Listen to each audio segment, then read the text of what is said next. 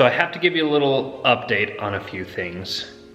The car, first of all, we're still waiting on the wing. The company that shipped it, I think I mentioned this before in the other videos, but I'm not sure. If not, or if I have, I'm sorry, I'm repeating myself, but they labeled it wrong. So I got 2 wings. The other person was getting the brackets and legs, and then the other one, I don't know. I was hoping that both the other boxes made it to the other person and we could just swap. Didn't happen. I shipped off the second wing to the proper person, and my second box got lost.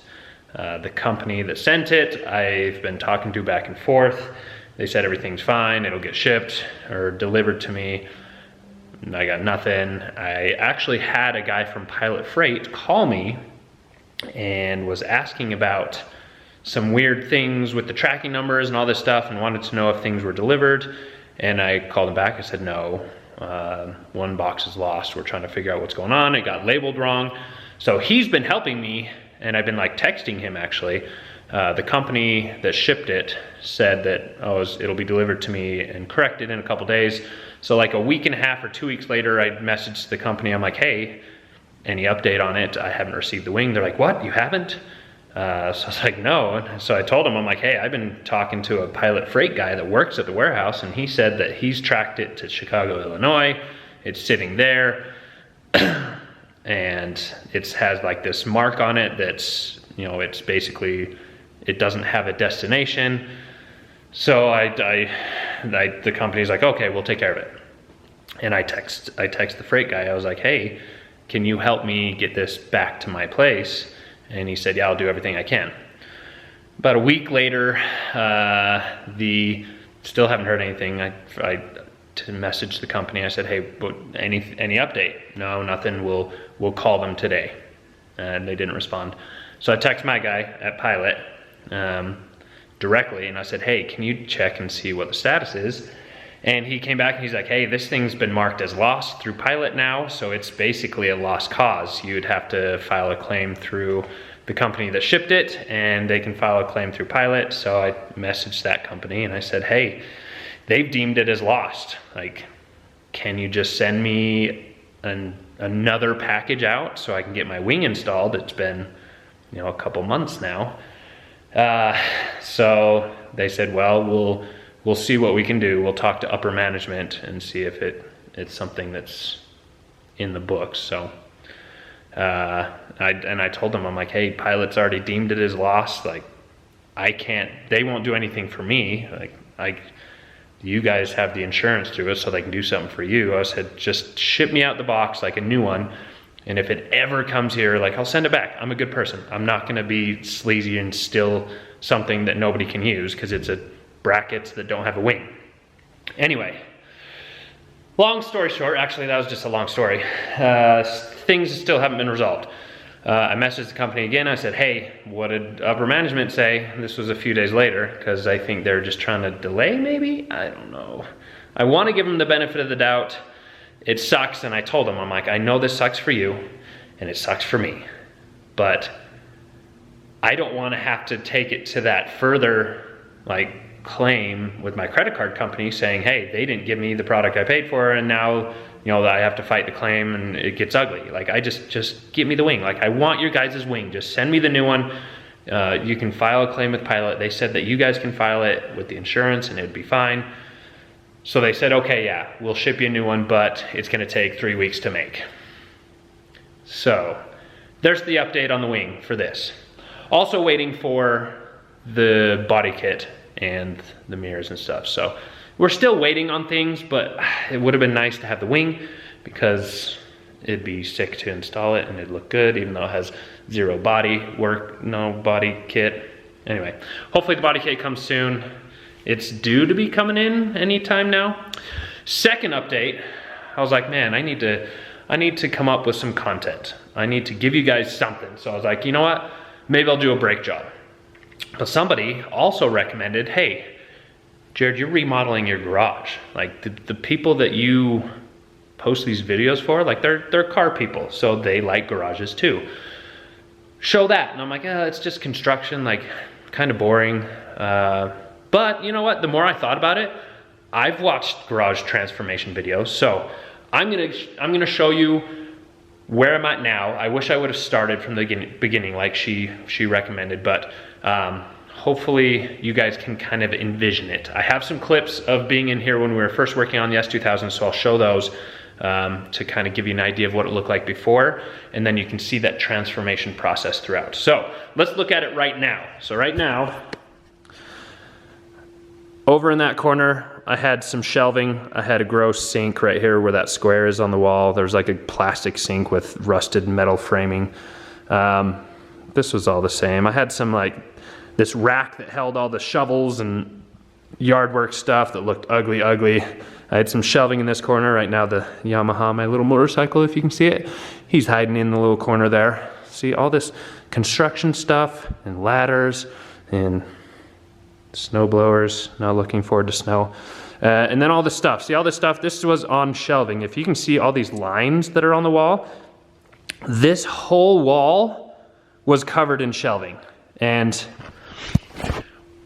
what I'll do is, in one of the S2000 videos, I was like talking and the wall was behind me. So right here, I'm gonna show you, as you can see here, like right here behind me, all this shelving, all that shelving right there, I ripped down, okay? So that is all ripped off. So this whole wall is gonna stay blank, shelfless. So I want it to be extra wide. I like having a wide garage because just trying to fit and like, you know, open your door and you don't wanna door ding your own cars. I like having wide space. The depth, how deep it is, I don't need anything too deep. Like if you look how much space is in between me and the wall, or like the S2000 and the wall, there's tons of space. And the custom cabinets that I'm putting in are like 18 inches deep. They're like standard depth. That's not gonna take up a lot of the length of the garage. So all that's gonna stay a blank wall. So it's gonna be extra wide. So the garage is gonna be wide.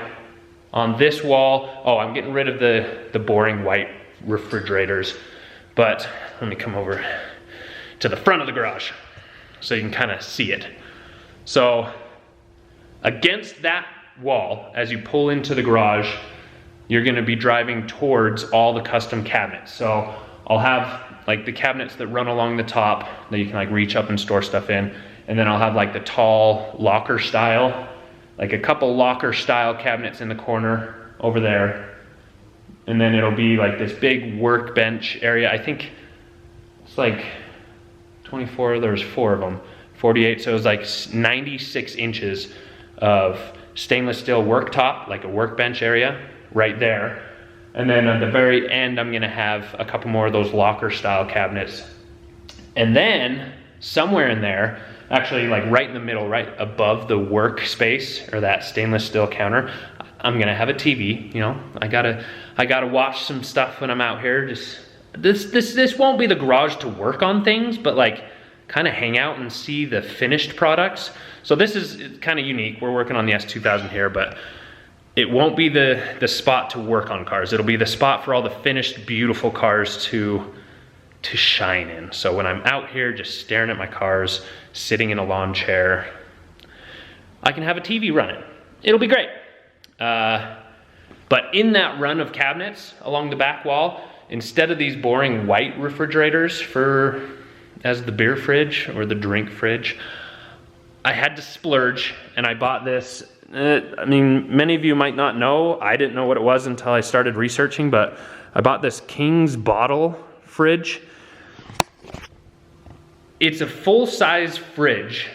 It has like the stainless steel border and like the tinted glass front, and there's all sorts of LEDs inside of it, so it like lights up blue or red or whatever you want. But it looks so sexy for a refrigerator. So that's gonna go in this run right here too. So just along this back wall, we're gonna have stuff. In the dead corner here, so I have the Bolt bike or the Yamaha stored. Oh, whoa, come on. I have the Bolt bike there for now, but I mean, honestly, there's gonna be a lot of other space that I could put it. So I'm thinking about putting like a little rollaway tool chest there, and then a couple more like tall cabinets up there to store stuff in. So I'm debating on that corner. It might stay blank, but it's kind of dead. It's dead space. I won't leave the bike there, and I don't want dead space, so I'm gonna probably put a little rollaway cabinet, tool cabinet, and then the upper cabinet things. And then the only other place I'm having stuff is right here. I'm gonna have like an extra large closet style, or like, what did I call them over here? Locker, like the extra large locker style cabinet. So it's gonna be really tall, just double door, open it up, and it has shelves however high and tall you want the shelves. But I'm gonna have a really big one in that corner because it's a huge space. I had shelving all the way up to the ceiling, really deep shelving here. So I'm gonna replace it with like the extra large locker style cabinet. And I'm trying to go fancy with this. So this nice little cutout this is where my sprinkler system was mounted to the wall. So right here where it's discolored, this is where the sprinkler box was. So I cut this out a little bit too big. Obviously I need to fix that part. So I'm gonna put drywall here, but I'm gonna put a little hidden door. So this, I'm gonna frame in and put like the corner bead on that, so it's like a perfect square. And then if any of you have seen those hidden doors where you just push on the door and it click, click, it's a lot of gas caps, or like the gas tank lids for cars. Like you go up and you push it and it opens. I'm gonna have a door covering that, and I'm gonna paint it white so that it's basically invisible, so it looks clean. So all the wiring, so this little pipe that had the wiring going up, I'm gonna cut into, so I'm gonna cut a little notch in the foundation right there, and the wire's gonna go into the wall, up, and then up through. I drilled a little hole. Oh, you can't see, it's so dark. Drilled a little hole, so it's gonna come up that hole and then right into the box. So all of that's gonna be hidden. So it's just gonna be a clean wall. Everything in here, I'm gonna make as clean as possible. I'm gonna clean, like hide all the wires, hide the sprinkler box. Everything's gonna look like beautiful. It's way over the top. I'm making this way too bougie of a garage, but it's gonna make me happy. So that's what I want. I want a sexy, bougie garage that looks clean, that you could just come in here and hang out, okay? So there's that. Next to the big locker where the sink was, I'm gonna utilize it. Like, oh, this camera does not like to focus. I'm gonna still utilize the plumbing, so I'm gonna put a sink there. I bought a nice stainless steel, like garage style sink that'll go right there, and then I'll have like a little, just a counter height cabinet here that I can put the dog food in, stuff like that. So that takes care of that corner. All of the yard work stuff that's really big, like the snowblower here, the power washer,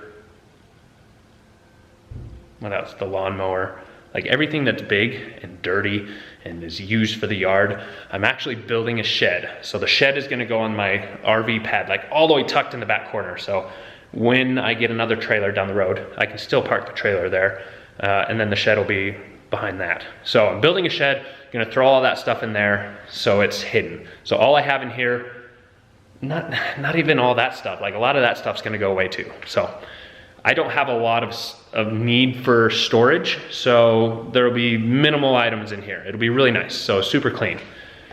Next, what I did, so in the single car garage, I'm planning on parking the Viper here. So if any of you have seen, let's see if I have it. Oh, I do have it right here. Those grid, or like the hexagon lights in the garage. So these hexagon lights. I bought one of those to go right there. So in the single car side, it'll be all the hexagon lights right there, and it'll be on its own switch. So I can turn it on, turn it off whenever I want to, and then I will still have separate lighting when that's off. So it'll still be bright, it won't be dark over there like it is right now. But the separate lighting that I'm doing, let's see if you can see them. If you can see these little wire. So there's 5 things that we've wired in up there. So we're gonna get rid of these 2 lights, and I have 8-foot like LED lights like that. So 8 foot, and then it'll have like a 1 foot space, and then another 8-foot light. So if you can envision that, I'm gonna have 16 feet of LED lighting running across each row, and I have 5 rows. Do that math, that's 56, that's 80 feet of LED lighting in this double car side. I think that'll be bright. And then with the hexagon lighting on that side. And then on this side, where the hexagon lighting is gonna go right over the car, I have, let's see, there's one wired there, and then one wired right there at the very end. So there's gonna be an 8-foot light there, LED, and then an 8-foot there, and then all in the middle here is gonna be the hexagon lighting. So this side will be super bright too. And what I'm gonna do, the like overhead garage opener here, tearing it out. Both of them are gonna be gone. So that'll be completely open and clean. I'm getting a wall mount garage door opener. So instead of hanging above the cars, it's gonna be, oh, let's see that little black thing. The little black thing in the corner, that's a plug that I had wired in, because we're gonna mount the garage door opener on the wall here, and it just basically works with the spring. So all this ugly stuff will be gone. So it'll just be nice, clean ceiling. Same thing on this, that'll all be gone. It'll just be mounted right on the wall there. So those are super clean, and I've heard really quiet. So I like that. So quiet, clean. I am also, this is a bit much, okay? I get it, I know. But the cars that you finish, you need to treat well. So I'm gonna have climate control in here. So I'm gonna have a heater and AC installed. It's one of those units that kind of tuck up in the little corner, like right against the wall up towards the ceiling. Looks nice, looks clean, just square like white unit. And then I'll have the lines running through the attic and then outside, so because it has to have a condenser to run the Freon. But yeah, I'll have heat and AC, and it'll feel wonderful. The final touch is gonna be the flooring. So everybody does like the roll-on epoxy flooring with the flake or the metal flake or whatever, the shiny flakes. I don't wanna do that. I want to do the epoxy that you squeegee on, that you kind of pour out, you squeegee on at self levels. Super expensive, holy crap. It's like $2,600 just for the materials. And then I have to do all the labor. You have to like sand down all the concrete and like the edges and everything. So I have to rent one of those huge sanders or grinders, I guess. Those huge grinders, so to grind down the whole surface of the garage. I have to take a grinding wheel and do the edges and everything. And then all the little cracks, so all these little cracks that are running in the concrete here, I'm gonna have to seal all these up. So there's like an epoxy stuff that you put in there. So I have to clean this out perfect, put the epoxy in, like flatten it, and then sand it down so it's nice and flat. I have to do that everywhere that there's like a crack or a chip or something.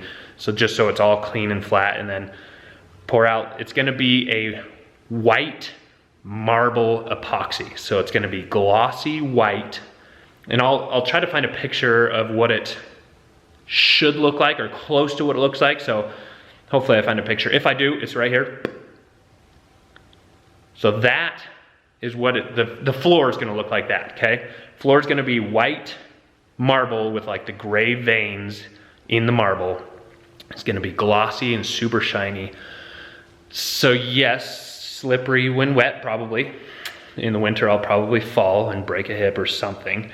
But unlike that picture, the ceiling, as you saw in the wiring for the lights, they have black faceplates. I'm going with a black ceiling. I don't know why. I've seen it a couple times and I feel like it looks really good. And I have tons of lighting, 80 feet of lighting just on this side, the double car side. So I feel like it'll be bright enough. The black won't take away from how bright the garage is. But I just want something different. And I feel like a black ceiling would just be different. I mean, there's so much white down below that the black ceiling, I don't think would take away from it. Anyway, so we'll see. And then, oh, the custom cabinets are gonna be like a gray, like a darker gray. So it'll kind of break up the white down here too. So a little bit of contrast down here, but black ceilings. We'll see how it turns out. If it's total trash, then we just paint over it, okay? In order to get, so as you can see this lovely patchwork, there was my attic hatch right there. You know, I could pull it down and that's where the ladder would pop out so I could go up into the attic. Well, I'm very anal about things being centered and symmetrical and everything. The grid light, that hexagon light that I'm putting right here, it would be going right over the center of this. So that grid light, the hexagon lights, would not fit on this single car side. I would have to shift it over so it'd almost be tucked up against the wall over here and not centered, like right over the car. I can't have that. So instead of just doing that and taking the easy way out, I completely removed the hatch and moved it over there. So now the hatch, which before, like, it didn't have this border on it. I mean, if I'm gonna redo it and fix it, I'm gonna do it right. The people that did it before, all they did was cut a hole and then they put the hatch in and you could see like up into the attic around the edges. So it was ugly. And now it's beautiful. And when I paint it, I mean, even better. So got this all redone. Now I can go up into the hatch. I had to build a little bit of an extension on the ladder just because, as you can see, that lip, shut that, the lip from here to here, I had to add like 1.5 or 2 feet of extra ladder just so it would come all the way down to the floor. But yes, super picky, anal Jared needed that grid light to be centered, so I moved the entire access to the attic. It had to be done. So that is the plan. So those are the plans for the garage. I am going to document every step of the way, just because this individual that recommended I document it is completely right. I think it would be enjoyable to a lot of you to see a garage transformation. It might give you guys some ideas. It might inspire you guys to start working on a garage project that you wanted to work on, but it also gives you an idea of what I went through so you can decide if you want to go through that or go a different route. But now that you have the vision, you can start seeing it unfold. If you guys have any ideas or if you've run into anything else yourself, please comment down below. Let me know what is a good idea, what is a bad idea, and let's make this garage super awesome, okay? I have the detached that's already climate controlled, nice sealed concrete, whatever, we'll get to that next. The shop side is still, I have a lot of remodeling for the shop side.